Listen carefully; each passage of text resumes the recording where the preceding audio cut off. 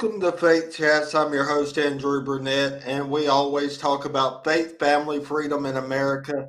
Today, I'm a little nervous on the inside because I've got a bucket list husband wife bluegrass duo here with me. Darin and Brooke Aldridge is here. Welcome to the program.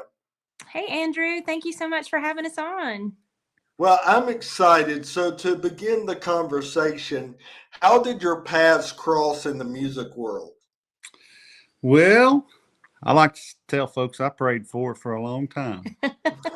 And I like to say I fell from the heavens. No, we kind of grew up in the same area. My family was from Avery County, where Brooke was from, and I knew a lot of friends that she played and went to church with, and she went to school with a couple of my cousins, and we just kind of knew about each other for a couple of years before we actually met. One of her dear friends called me and asked me one day, said, "Man, come up to the church here and sit in with us, bring you mandolin. We've got a good group going and a fantastic female singer we want you to meet." And that's kind of how it all happened for us. So, what was the spark that turned it into your individual passions into a powerhouse duo like you are right now? Well, we were in different bands, of course, when we first met, but we knew we had a lot of the same goals and ambitions, and we wanted to follow the same career path. And we didn't know that right off the start, of course. We got to know each other a little bit better, and through time, just through friendship and, realizing, like I said, that we had a lot of those same goals and ambitions in music.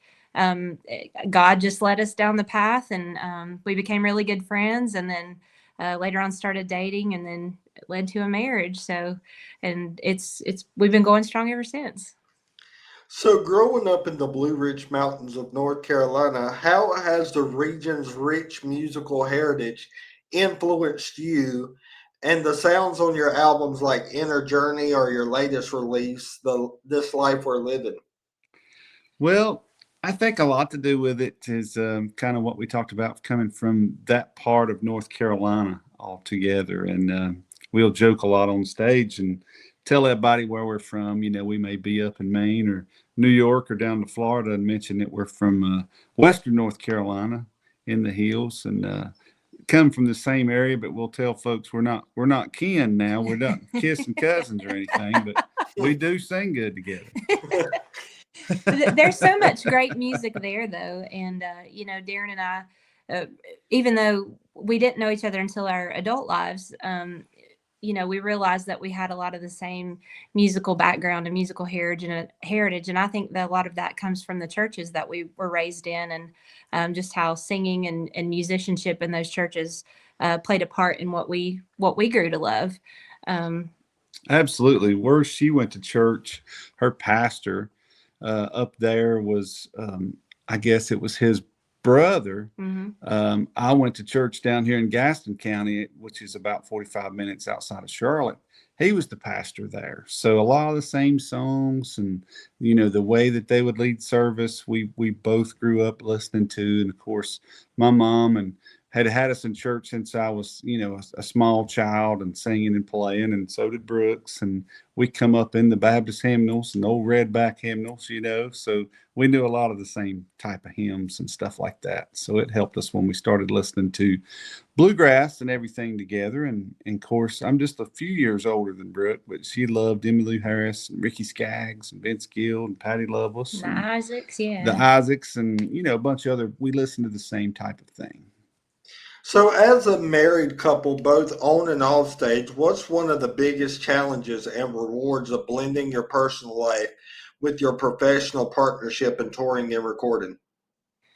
Well, we're together all the time, and people wonder how we get along all the time. But it's just a mutual respect for each other. We know where one is lacking in a certain area of our music, the other one kind of makes up for that.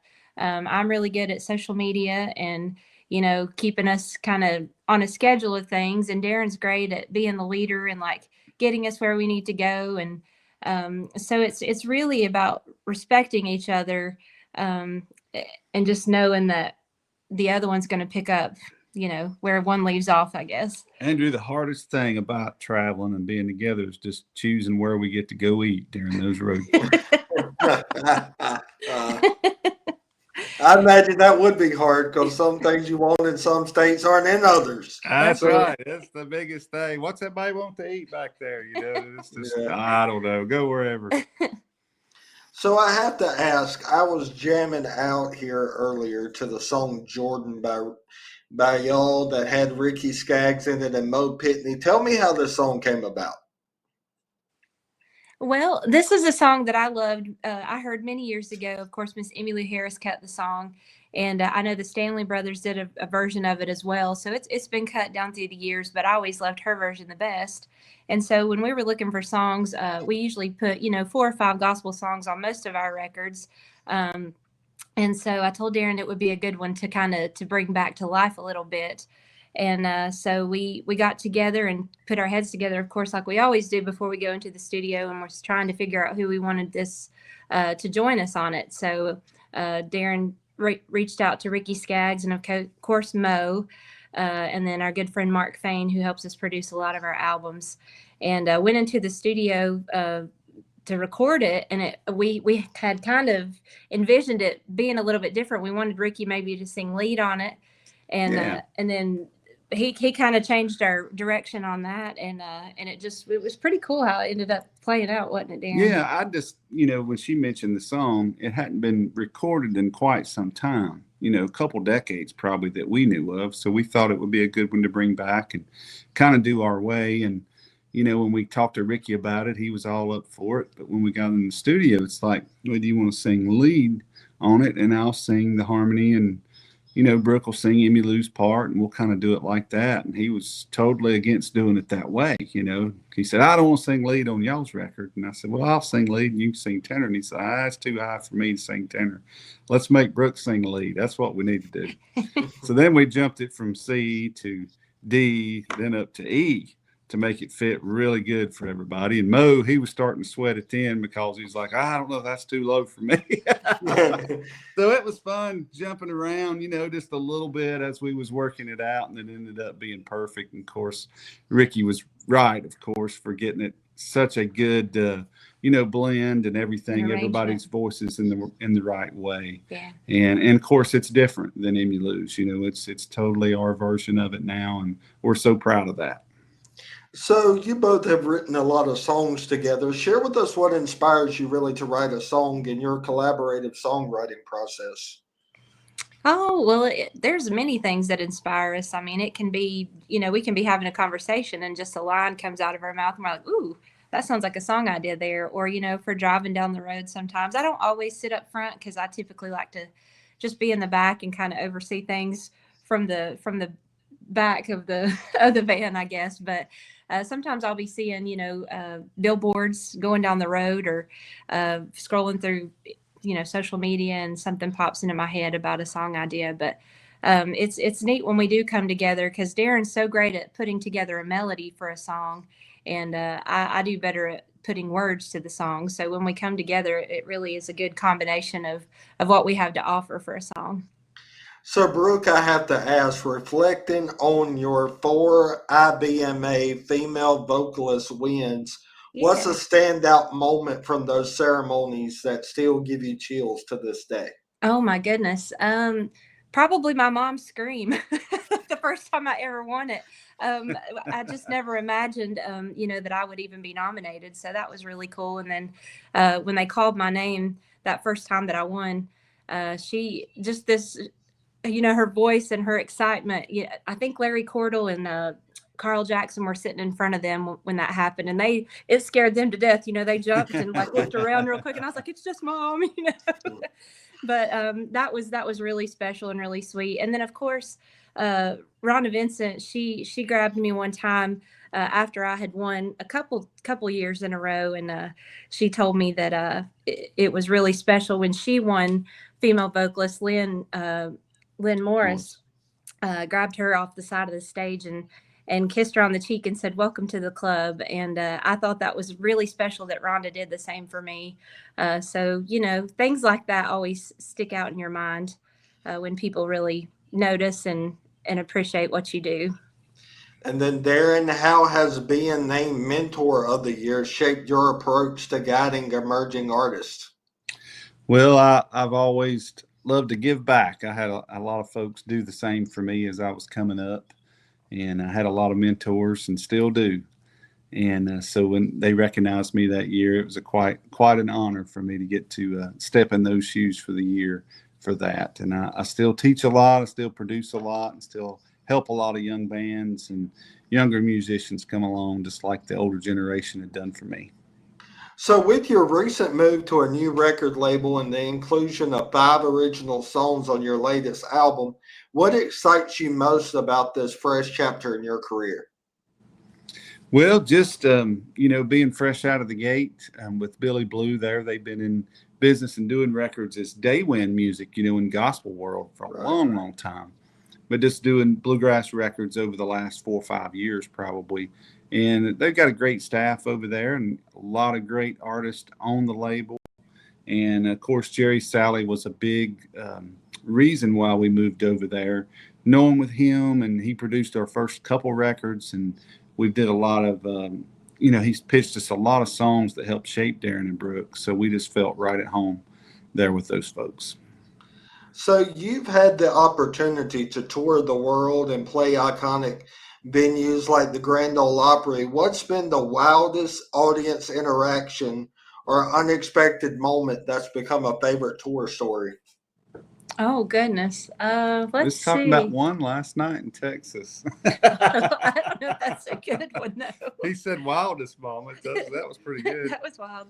But now we've been blessed to play it in front of a lot of great crowds. And of course, the Opry's always magical. We played on the Opry over 60 times, and we played in the Ryman a whole lot of times as well. We've done classic country shows there, Christmas shows there. Got to be a part of the television network for celebrating 75 years of bluegrass. And that was probably one of our special moments. Yeah, and I would say too, being at the Opry, and this is the Opry magic that only happens there. But we've gotten to collaborate throughout the years with several different musical heroes of ours, the Oak Ridge Boys, Vince Gill, of course, and so the songs that we've recorded with them through the years, we've gotten to do that on the Opry stage. So those were really neat moments to share with those folks, and just look over and see them standing beside of you, your musical heroes and people that you always hoped you would be able to get to meet and tell them how much you appreciate what they've done through their music for you throughout the years. And so that's probably been really special moments for us. So, your music weaves Americana, bluegrass, and country so seamlessly. If you had to pick one non traditional influence, maybe from outside those genres, who would it be and why? Non-traditional? You go first. Oh, let's see. I'm thinking on that. I have two, probably. Yeah, you go since you know yours But already. one of my first big influences was the Beach Boys. And really loved their singing, the songs, and the arrangements. I'd say that was some of the first records I ever sang with when I was 6 to 8 years old. I was, for some reason, just that caught my ear a whole lot. And I also liked a lot of Elvis Presley songs and stuff. My dad listened to Elvis a lot and, sang like that. I never did get up and dance like Elvis did, but I liked a lot of the old 45s listening to that. He had a big collection of that. And I'd say those two was probably outside of the genres, would be who I would talk about. Yeah, those are good ones. I would definitely have to say, I know she wasn't completely out of the genre because she always had a foot in a lot of different genres. But like Darin mentioned earlier, Emmylou Harris was a huge favorite of mine down through the years. And I know she kind of crossed over in many genres of music. But I think that's what I loved about her. And I think that kind of shows up in a lot of the music that Darin and I do. Because we love so many different styles of music and try to incorporate those sounds in what we do. So, she's been a huge influence in my music and my career. So, with families hailing from Avery County, North Carolina, how do you keep those deep Appalachian roots alive in your music while navigating the demands of a global touring schedule? Well, we just love being from, the mountains up there and never get that, to come out of our music at all.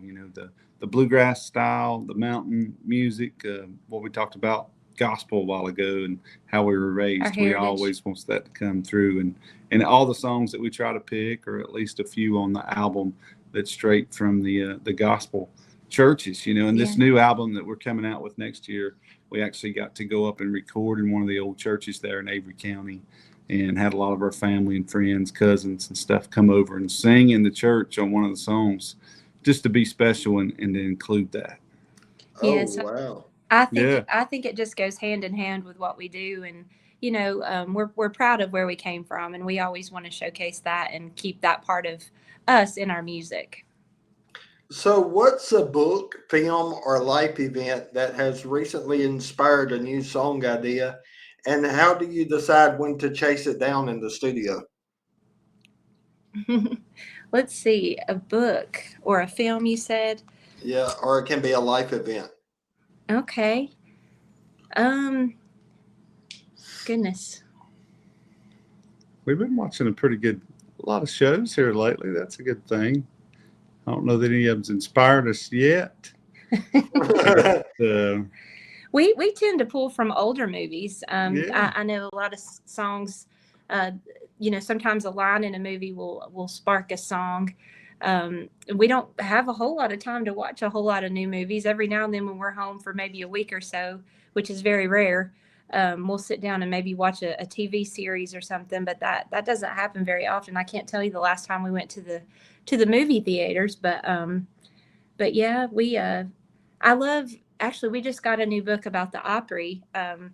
It was based off of the Ken Burns films, and so that was really cool to look through that, and just when you're reading about your musical heroes down through the years and all the things that they've done to inspire people through their music over the years, that's inspiring in itself. And so sometimes that kind of sparks an hmm, idea for things, but yeah, for a specific one, I yeah. can't name one right off the top of my head. I'm sorry. So, Brooke, I have to ask you, what is your favorite television series? um, let's see. We've really gotten into The Chosen. That's We a got good one. into that. Yeah, Hmm. that one's been really powerful.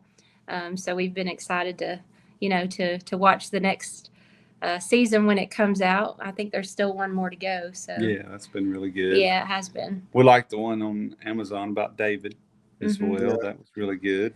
I like a lot of the westerns that's on there. So we'll get into those series sometimes if it's a new kind of a western themed or late Hmm. 1800s. That's pretty good. I'm an Andy Griffin kind of guy. We I was sit just finished up, Andy. That's why we was a minute late, man. there. We had to finish that last little part of Andy. Andy's on TV right now. Yeah, I love me some Andy Griffin. Anyway, Darin, as a celebrated mentor, what's the best advice you've given to a young musician that you wish someone had shared with you in your career? Oh wow. I don't know. I keep passing along the same thing, that you just really asked us about in a lot of these questions is really be yourself, do do all that you can to be around a lot of great music. Always play with someone that is better than you are, so you'll continue to learn. And that's what I've always tried to do is keep folks in the band. And if you're the best one around in the jam, you'll never learn anything. But if you're surround yourself with others that are much better or on a higher level, you'll continue to get better because you'll play up to their level eventually and just continue to be you and your singing and your songwriting. That's great. So, as you continue ascending in the industry, what's one bold dream, whether it's a collaboration, a project, or cause that you'd like to see happen in 2026? Well, we'd like to get nominated at the Recording Academy for a Grammy on something. That would be one goal that we've always had. We've been nominated for a Dove Award before with Jordan, the song that you had mentioned. So winning a Dove would be great, and also becoming members of the Grand Ole Opry is any artist's dream, especially in our line of work. With country, bluegrass, and gospel. And we've tried to make a home there as much as we can when we can go, and that would be a sure honor for us. Well, Darin and Brooke, it has been a high honor having you both on the program. Thank you so much for your time. Oh, thank you, Absolutely. Andrew. Yes, we Man, it's been good. We hope appreciate you've all you had do. fun. Yeah. I had a great conversation that we'll have you back on soon. Well, you tell Sounds me good. something. What's your favorite Andy episode? I like them Yeah. all. I've sit there. See, my grandpa had dementia, and Mm. we'd sit there and we'd watch that, and we'd watch Bonanza and Gunsmoke. That's So, yeah. so those are three shows that I now cannot get away from because they're like trapped in my head. Right. Yeah. But I mean, I love any of them. You can't get clean, wholesome entertainment. I No, just had Dr. Ted Baer from Hollywood. He owns a movie guide on the program, and we was talking. You cannot get clean, wholesome entertainment like not that anymore. anymore. Mhm. It's those life lessons that they taught. I think those kinds of shows need to come back on. And each one of the Andy shows, they had that. Yeah, You know. for sure. I mean, I guess my favorite one was when Opie's running into the abandoned mine. I always loved that one. Yeah, That That, one that is. was that, good. but thank y'all so much for your time. I love you both, and man, this has been a high honor. Well, Thank thank you. you. We've loved our time with It you. was a pleasure, man. All right, God bless you. You too. Bye bye.